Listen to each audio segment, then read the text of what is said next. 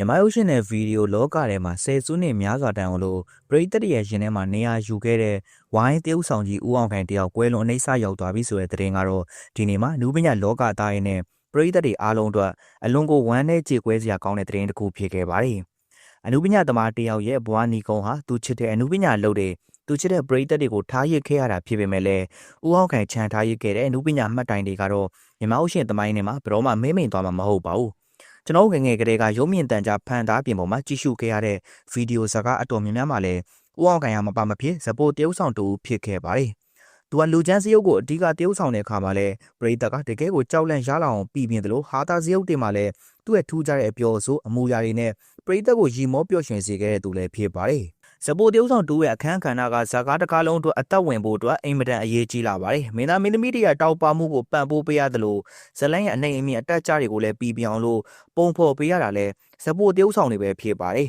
။ဦးအောင်ခိုင်ကဒီလိုတောင်းဝင်တွေကိုအကောင်းဆုံးခြေပုံခဲ့တဲ့အနုပညာရှင်တဦးလည်းဖြစ်ပါတယ်။သူ့အနုပညာတရံတစ်လျှောက်လုံးမှာလည်းရိုက်ကူးခဲ့တဲ့ဇာကားပေါင်းကယားနဲ့ချီပြီးတော့ရှိခဲ့ပါတယ်။အထူးသဖြင့်ဗီဒီယို KU ကာလာကနေယနေ့ခေတ်ထိဒီဇိုင်းမမတ်အနုပညာအလုပ်ကိုလုပ်ကင်ခဲ့တာကြောင့်ပဲသူ့ကိုမသိတဲ့မြန်မာပရိသတ်ဆိုတာခက်ရှားရှားပဲဖြစ်ပါတယ်။ဦးအောင်ခိုင်ကနုပညာလုပ်ဖို့တာမကလူမွေးလုပ်ငန်းတွေမှာလည်းတက်ကြွစွာပါဝင်တက်သူဖြစ်ပြီးတော့လုပ်ဖို့ကိုင်ပတ်အနုပညာရှင်တွေကြားထဲမှာလည်းလေးစားချစ်ခင်ရတဲ့လူကြီးတစ်ယောက်ဖြစ်ခဲ့ပါတယ်။အခုလိုသူကွဲလွန်သွားတဲ့အချိန်မှာတော့နုပညာလောကသားတွေကမိသားစုဝင်တယောက်ကိုဆုံးရှုံးလိုက်ရသလိုခံစားနေကြရပါတယ်။ဦးအောင်ခိုင်ကမကွဲလွန်မီအချိန်အတန်ကြာကလေးကကျမ်းမာရေးအခြေအနေကြောင့်ဆေးရုံဆေးခန်းတွေမှာကူတာမှုခံယူခဲ့ရပါတယ်။သူရဲ့ကျမ်းမာရေးအခြေအနေကိုလည်းပရိသတ်တွေကအမြင်မပြတ်စိုးရင်တကြီးနဲ့စောင့်ကြည့်နေကြပြီးတော့အမြန်ဆုံးနေကောင်းလာဖို့ကိုလည်းဆုတောင်းပေးခဲ့ကြပေမဲ့အခုတော့အနုပညာရှင်ကြီးကလောကကြီးကိုအပြီးတိုင်နှုတ်ဆက်သွားခဲ့ပါပြီ။အနုပညာရှင်တယောက်ရဲ့တန်ဖိုးကသူရိုက်ကူးခဲ့တဲ့ဇာတ်ကားတွေနဲ့သူဖန်တီးခဲ့တဲ့ဇာတ်ကောင်တွေထဲမှာကိန်းအောင်နေတတ်ပါတယ်။ဦးအောင်ခိုင်ကိုလည်းပရိသတ်တွေကလူချမ်းကြီးအဖြစ်မြင်တွေ့ရပေမဲ့လည်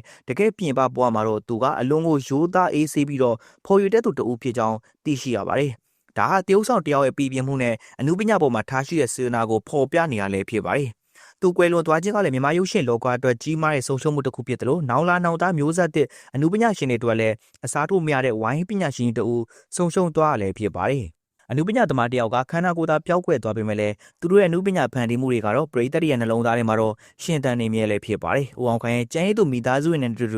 ကျွန်တော်ပရိသတ်တွေအားလုံးကလည်းထပ်တူထပ်မျှဝမ်းနဲ့ကြေကွဲရပါတယ်။အခုလိုချိန်မျိုးမှာဦးအောင်ခိုင်ရဲ့အနုပညာခီးစံတစ်လျှောက်အမတ်တရားတွေကိုပြန်လည်ပြောပြရရင်တော့သူကဇပိုလောကမှာထိတ်တန်းကနေနေရာယူခဲ့သူတူလည်းဖြစ်ပါတယ်။ဘလို့ဇယုတ်မျိုးပေးဘလို့ခက်ခဲတဲ့တရုပ်ဆောင်ချက်မျိုးပဲဖြစ်ဖြစ်အကောင်းဆုံးပုံဖော်နိုင်စွမ်းရှိခဲ့ပါတယ်။အထူးသဖြင့်မြန်မာဥရှင်အစည်းအရုံးမှာလည်းသူကအဖွဲ့ဝင်တဦးအနေနဲ့ရောစီနီယာတဦးအနေနဲ့ရောတာဝန်ကျေပွန်ခဲ့တဲ့သူလည်းဖြစ်ပါတယ်။သူ့ရဲ့နာမည်ကမြန်မာဥရှင်သမိုင်းမှာဇပိုတရုပ်ဆောင်ဦးအောင်ခိုင်ဆိုပြီးတော့ဂုဏ်ယူစွာနဲ့မှတ်တမ်းတင်ကြံရင်းနေမှာလည်းဖြစ်ပါတယ်။ပရိသတ်တွေအနေနဲ့လည်းသူရိုက်ကူးခဲ့တဲ့ဇာတ်ကားဟောင်းလေးတွေကိုပြန်ကြည့်မိတိုင်းသူ့ရဲ့ပြည်ပြင်းတဲ့တရုပ်ဆောင်ချက်တွေကိုသတိရနေကြအောင်ပါပါ။လူတယောက်ကွဲလွန်သွားပြီမဲ့လည်းနာမည်မသေးတဲ့သူတွေတဲမှာတော့ဦးအောင်ခိုင်ကတဦးအပါဝင်နဲ့ဖြစ်ခဲ့ပါတယ်။သူ့ရဲ့နောက်ဆုံးခီးကိုအကောင်းဆုံးဖြစ်အောင်လို့စီစဉ်ပေးနေကြတဲ့နုပညာရှင်အတိုင်းဝင်းနဲ့မိသားစုတွေကိုလည်းအားပေးစကားပြောကြလိုပါတယ်။ဦးအောင်ခိုင်ကွယ်လွန်သွားပြီဆိုတဲ့တဲ့ကလူမှုကွယ်စာမျက်နှာတွေပေါ်မှာပြန့်နှံ့သွားတဲ့အခါမှာပရိသတ်ပေါင်းများစွာကလည်းဝမ်းနည်းကြောင်းမှတ်ချက်တွေစူတောင်းစကားရေးသားခဲ့ကြတာကိုကြည်ချင်းအဖြစ်သူကဘယ်လောက်တောင်ပရိသတ်ချစ်တဲ့အနုပညာရှင်တူဦးလဲဆိုတာသိတာထင်ရှားလာပါတယ်